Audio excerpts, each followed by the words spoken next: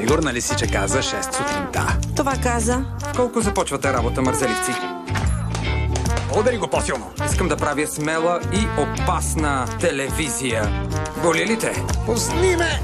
Бих те заменил за 2 броя Мел Гибсън и Тайгър Вудс. Бошке! Мразя този бизнес. Не те виня. Епизоди. Всеки делник. 20. BTV Comedy. И аз ще вдигнем кооперацията на Кака. Аз съм портиер, трябва да съм информиран. Искам си парите! Не.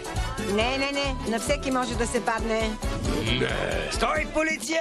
Вие ли бяхте, проклета старице? Не, тя беше. Видя ли детето си посадник се разстройва? Искам си парите! Кой ще ми плати зъбите на детето? Ти на какъв се правиш, бе, щиглец? Не ме гледай така.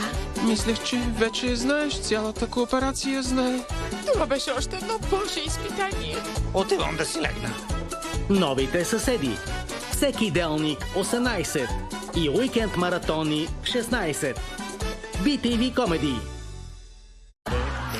Гофреда! Чарли, вкъщи ли? Заклевам се, това е само бизнес. Здрасти, Алка. Чичо Чарли е гений. Имам сценична треска. Най-киснем в избора на огурчението, а? Казвам ти го от сега. Не искам повече деца. 2 мъжа и половина. Всяка вечер 22.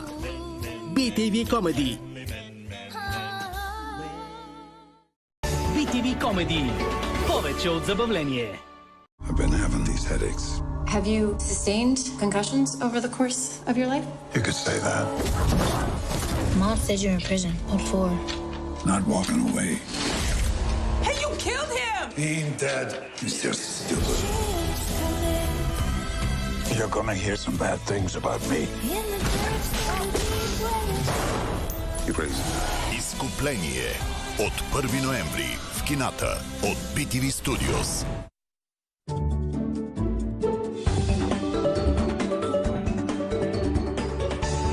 BTV Comedy. Повече от забавление.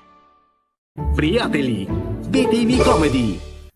Приятели. Всяка вечер 21.